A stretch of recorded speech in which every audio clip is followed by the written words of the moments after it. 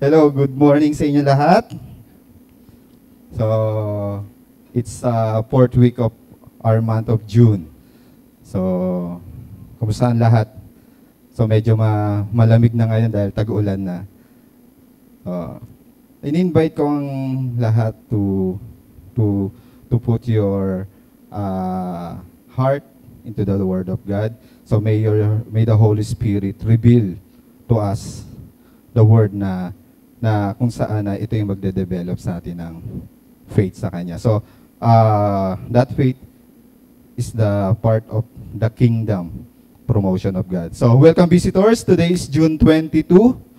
So, sa mga nanonood in online, Facebook, YouTube, at sa ating ibang ministry dyan sa Masbate. So, visitors, welcome. All members, thank you for your assistance para maging possible itong ministry natin this Sunday. So, start na tayo. So, oras natin is 10:30. So, by the work of the Holy Spirit, makuha natin yung revelation of Word ni God. Kingdom Promotion. Our month June series is Kingdom Promotion. Bakit nga ba Kingdom Promotion? So, kung titignan natin, in the world, meron din silang promotion. So, not necessarily kumbaga sa kingdom, sa worldly, to promote you, kailangan mo ng educational attainment. Kailangan graduate ka. So, kailangan yung years of service mo, kailangan mas matagal ka para ma-promote ka. Same sa work experience ninyo. So, pero may isang promotion din na ito ay seeking approval by the external world, which is kung minsan palakasan. Palakasan kay boss, palakasan sa owner, yung time na para ma-promote ka, instantly kailangan dikit kay boss. So that's the worldly promotion na ibinibigay sa iba na kailangan medyo agresibo ka. Kaya nga, sa kingdom government of God, God promotes you not necessarily kung ano ang meron ka at kung ano ka. Dahil ang tinitignan ni God is your faith inside you. That's the promotion na kung ano yung faith na nade-develop sa puso mo, that's the inner man or the spirit inside you na nakikita ng Diyos sa iyo. That's why God will promote you kahit kung sino ka pa. Kung naka-graduate ka man o hindi, but the spirit man inside you that develops faith, yan ang magpo-promote kay God. Dahil kay God, walang external reviews or worldly approval. Si God ang magpo-promote sa iyo through your faith. Our purpose for this month, June, to fully appreciate and withstand the spiritual and physical influences of how the kingdom of God operates, promotes, and blesses without seeking approval from the external review. So ito yung sinasabi ko sa inyo na iba ang promotion ibinibigay ng kingdom government of God compared sa promotion of the worldly system. So magkaiba. So dito may kita natin that spiritual and physical influences in how the kingdom of God operates, promotes, and blesses without approval ng worldly system. So si God ang magpo-promote sa iyo. So anong sabi? If you do the will of God, God will the one to promote you or to advance you. Promotions means in the biblical in the biblical meaning, it's elevation and advancement. So sa worldly, it's promotion, yun yung kailangan mas magaling ka, mas maano ka sa matalino ka. But in kingdom promotion, it will elevate and give you elevation and advancement. So dito may kita that spiritually influences the physical. That's how the kingdom of God operates. So may kita natin dito that spiritual, the spiritual will turns into physical operation or promotion. In Revelation chapter 17, verse 44, This is our text. They will make war against the Lamb, but the Lamb will overcome them because he is of Lords, King of kings, and with him will be his called, chosen, and faithful followers. So, kung titignan natin, dito pala may kita natin kung anong revelation ni God. They will make war against the Lamb. So, kung makita nyo, ang Lamb is, kung sa Tagalog ay tupa. Walang kalaban-laban. But, kung titignan natin dito, if we go to the Revelations chapter 5, mas makita natin doon about the story about John, the scrolls, and the Lamb. Na on that day, sabi ng angels, no one is worthy to open the scroll. Ano sabi? No one is worthy to open the scroll and open the seal. Na which is, kung makikita naman doon, si John umiyak na lang. But the elders in heaven, and sabi, there is one who can open the scroll and to open the seal. At sino yon? The Lion of tribe of Judah, or the Root of David, has triumphed to open the scroll and break the seal. Ang nakikita ni John dito is Lamb. So alam natin kung ang Lamb is walang kalaban-laban. Compared kung iyaano mo siya sa mababangis na oso. But, in elders' points of view, may kita mo, ang nakikita ni John is Lamb. Pero ang nakikita ng elders is Lion. So dito may kita na kung ano ang faith na meron ka, kahit gaano kung sa worldly system is napakababa mo, but God will raise you up, will elevate you in advancement. So makikita ni God, no, you have accepted Jesus as your Lord and Savior, my son. So that's the way, ito yung kailangan mo para mas ma-overcome mo ang world. Kaya nga that's the Bible say, they will make war against the Lamb. But the Lamb will overcome them because He is Lord, Lord of Lords, and King of Kings. And with Him, He will be called chosen and faithful servant. So tayo yon.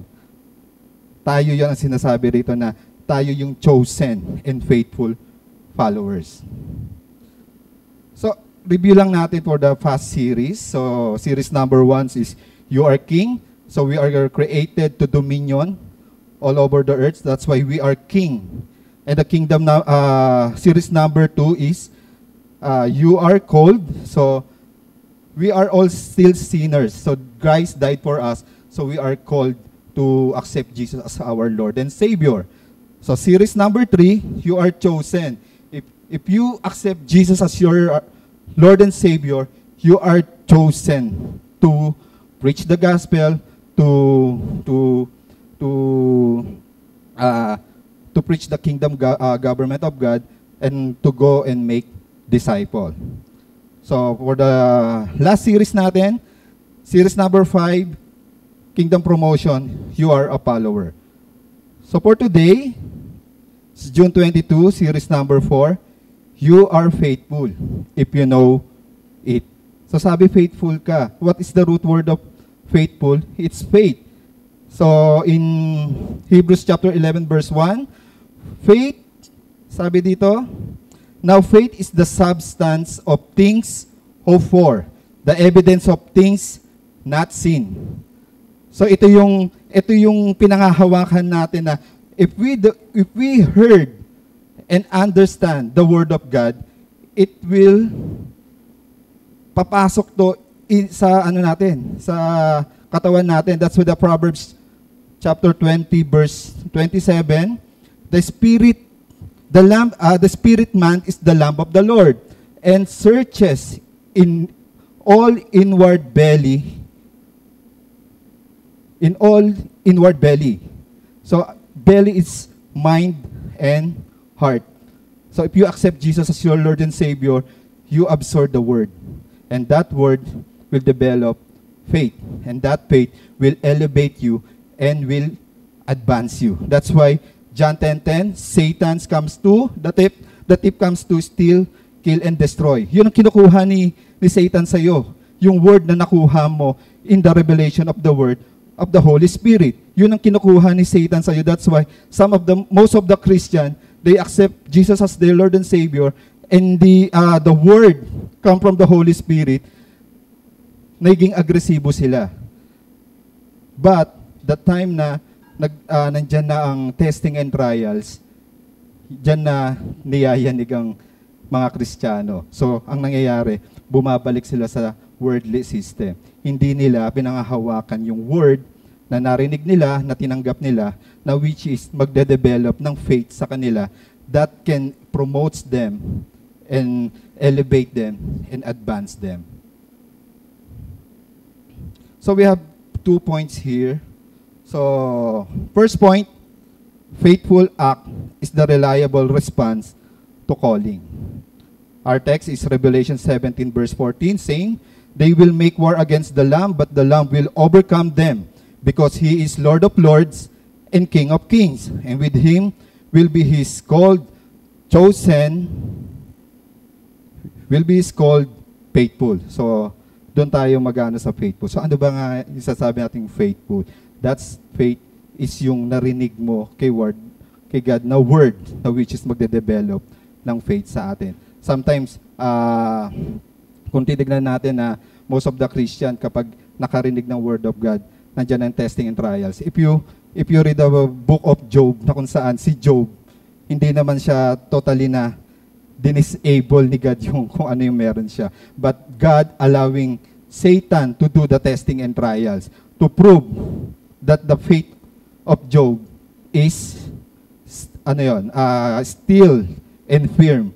Na which is ang mind ni Satan is kapag kinuha niya, inalis niya yung mga wealth, kung ano yung meron si Job, but in mindset of God, I will increase and multiply kung anong meron si Job na nawala.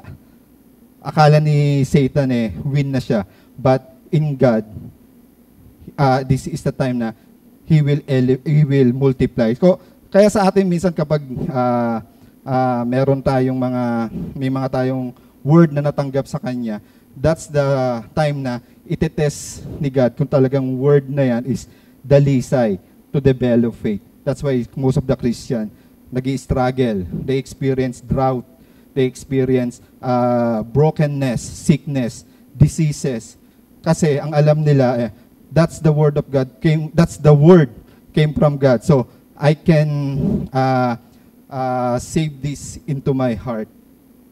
Sabi ni God, teka lang, bago ko i-increase you, to elevate you, to advance you, tignan natin kung yan ba ay talagang faith. So, that's the testing and trial. So minsan, wag natin bigyan ng credential si Satan na lahat ng nangyayari sa atin is spiritual attack. That is the time na minsan na kapag tayo ay nakakaranasan, we are in a right path. Like the Egyptian, na we are in the right path. Once we experience brokenness, droughtness, struggles, because God allowing these testing and trials to develop faith and to persevere all these struggle na nangyayari sa atin. That's nasa right path tayo. So sabi, you just still and firm because the testing of truth, the testing of your faith produces perseverance.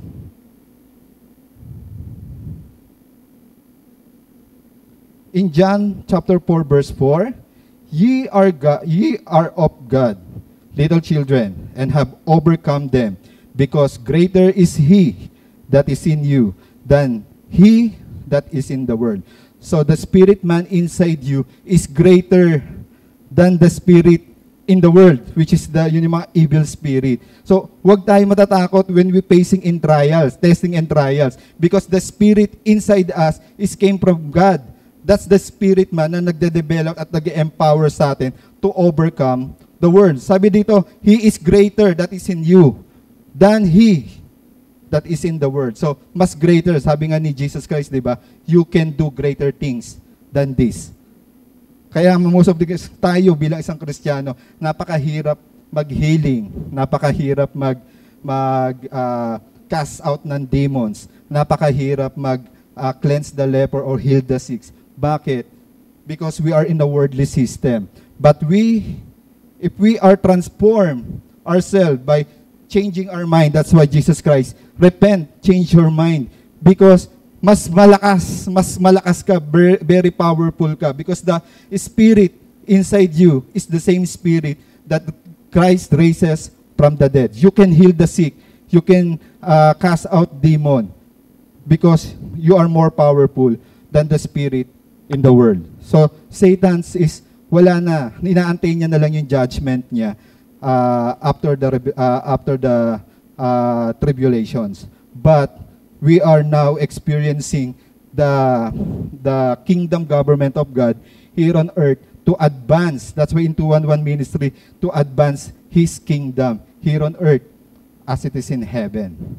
Yun ang isa sa mga prayer na kung makikita natin, we are now practicing the prosperity, the abundance here on earth. Because in heaven, God prepare us many mansions. Kung tayo ay nag-aano lang tayo ng maliit na Lord, okay na sa akin yung isang bahay na para sa pamilya ko. Bakit hinihingi mo yung maliit? God will bless you more than that. Ang prepare nga sa iyo is mansion.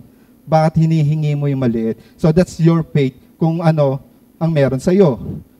Kung minsan meron tayong gustong makuha, meron tayong gustong makamit, but natatalo tayo kung yung faith ng world. Meaning to say, nandun tayo sa kung ano meron tayo, kung ano yung merong sa mundo na kaya natin. But in reality, in God's kingdom, we have developed faith that more than in this world. We are more powerful. So that's the faith na nasa sayo, na which is ibinigay ng Diyos para sa atin. In point number 2, faithful act means consistent to His trust. Jeremiah chapter 17 verse 8, but blessed is the one who trusts in the Lord, whose confidence is in Him. They will be like a tree planted by the water that sends out its roots by the stream. It does not fear when heat comes. Its leaves are always green. It has no worries in a year of drought and never fails to bear fruit. So faithful act means consistent to His trust. Kaya napakalaki ng participation ng isang Kristiyano na may faith. Kaya nga sa 211 ministry pinag-aaralan natin, faith is the currency of heaven. But faith is also your kumbaga sa engine yun ang fuel mo para mag-operate yung buhay mo. So sometimes, yun nga, nang may kita mo ang taong very faithfully, yung kahit anong dumating sa kanyang buhay, kahit anong, like Job, na well-known, blessed, but the time na kinuha yung niya, nandun pa rin yung time na nag-worship siya. Because alam niya at kilala niya si God na nagbigay ng lahat. So that's the faith na na-develop sa kanya na kahit anong atake ng world, kaya the lamb against war, war against lamb, na kayang i-overcome. Dahil ang tingin ng mundo, napakaliit mo. But in the sight of God, you are more than a conqueror.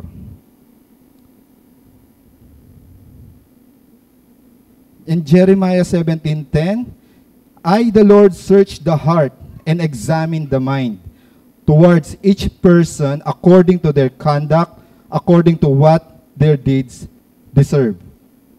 So meaning to say, your promotion depends on your faith.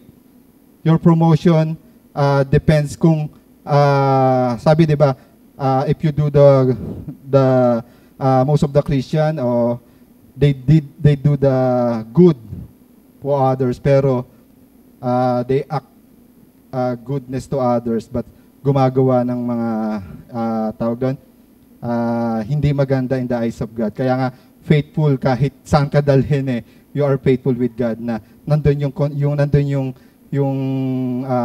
yung discernment sa iyo na you can do great things. Kumbaga, mas gusto mong gumawa ng mabuti because God empower you to do the good.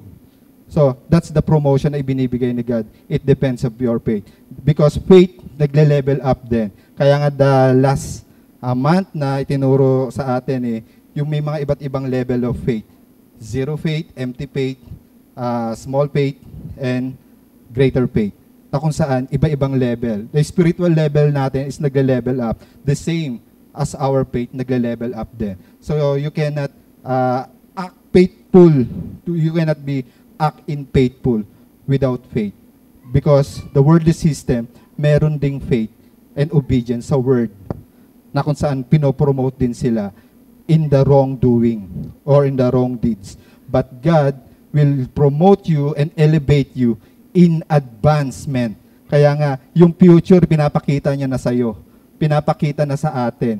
Pero nandun pa rin tayo sa worldly system dahil yung faith natin is medyo kumbaga, napakababa. Dahil nandun tayo sa personal government natin and we are not living in the kingdom government of God. When we living in the kingdom government of God, faith will develop you and faith will empower you because this faith came from God.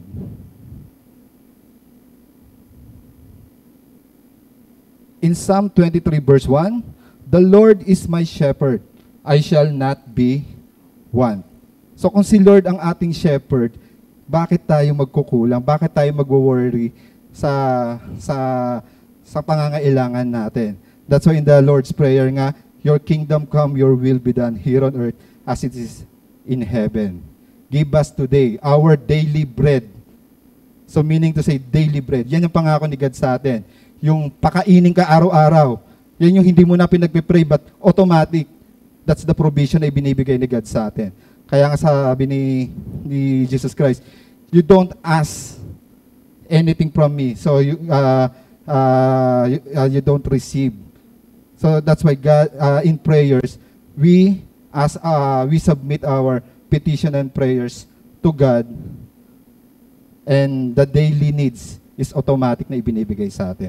So the kingdom promotion to us is based on our faithful act to God and not to the doing the church activities na which is ang pumapalakpak sa atin yung tao.